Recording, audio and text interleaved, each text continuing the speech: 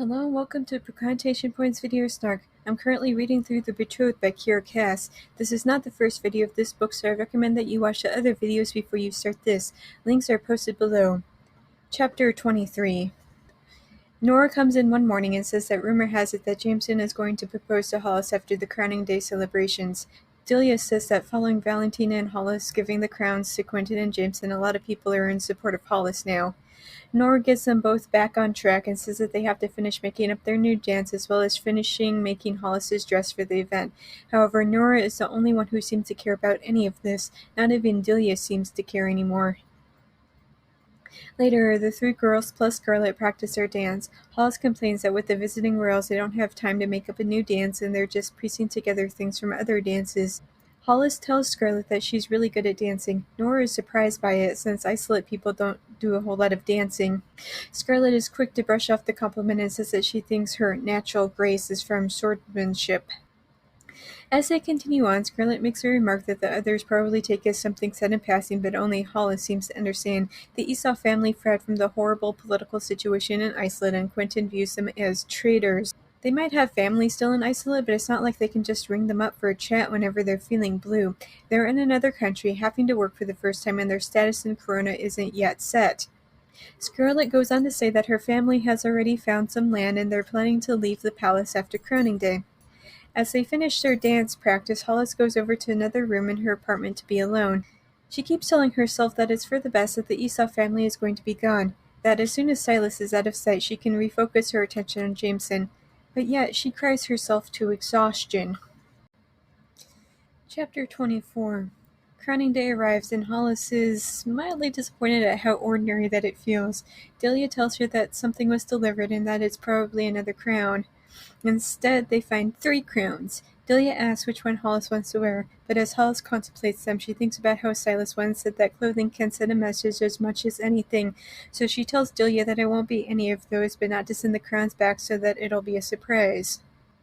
Instead, Delia pins flowers into Hollis's hair along with some jeweled pins. Delia is also wearing flowers in her hair, although less than Hollis's, to show her status is below Hollis. As Hollis contemplates Delia's reflection in the mirror, she comments that Delia is strong to get through all of this. She also promises to see Delia married to that lord before Hollis gets married, which, again, kind of strikes me as being weirdly foreboding about Hollis's secret plans.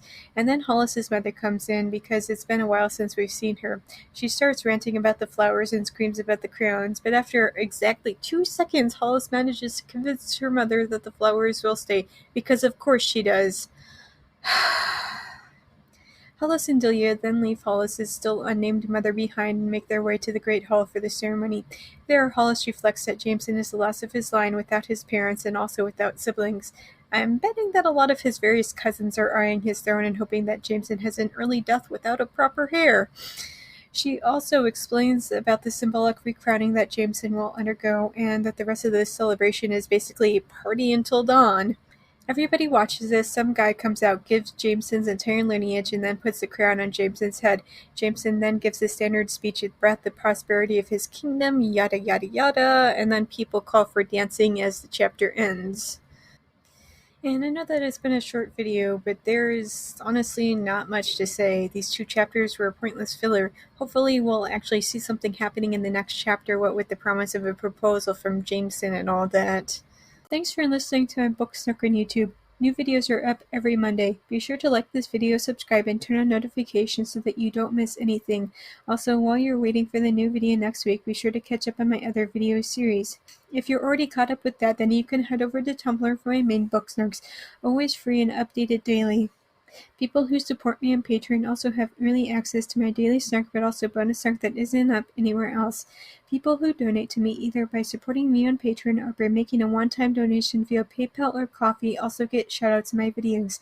Thank you so much to Dawn, Phoebe, and Nikki for supporting me already. Be sure to join my Patreon or donate to hear your name next week. Also, if you want to read some of the stuff that I've published, then you can purchase my works on Amazon. I have 19 erotic short stories, 1 short story collection, and 1 full-length novel. Links for everything will be posted below. See you next week, guys!